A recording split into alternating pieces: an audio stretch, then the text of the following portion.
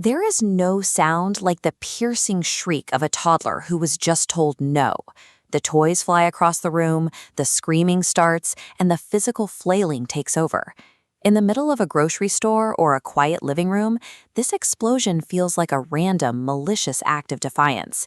It seems designed to cause maximum stress and completely derail the day.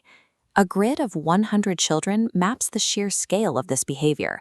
Approximately 83% of kids between ages 3 and 5 exhibit temper tantrums. Within that group, up to 8% experience outbursts daily. Modern neurobiology reveals a surprisingly mechanical truth about these episodes.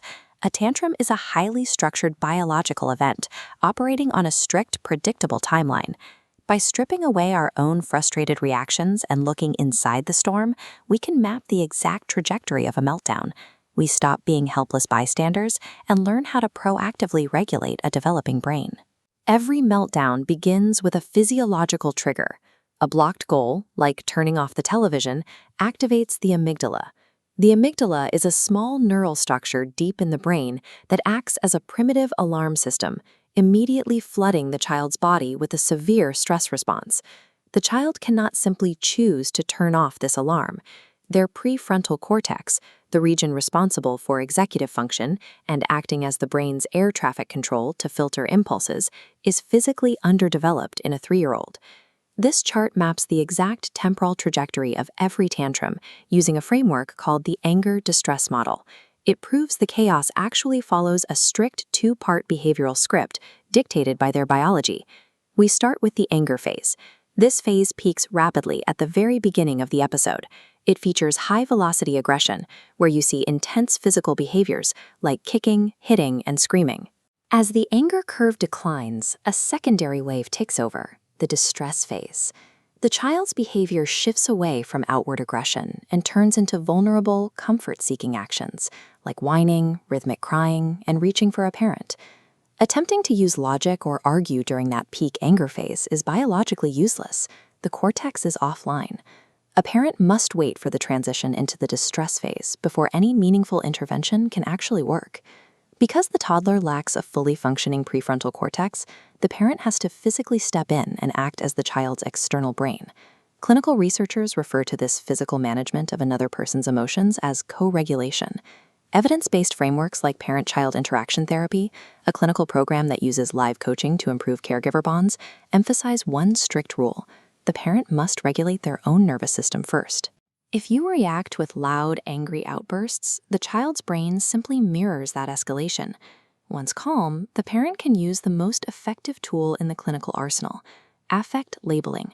Instead of trying to distract the child with a toy, you calmly put their exact feelings into specific words, saying things like, "I understand you are feeling upset that we turned the TV off."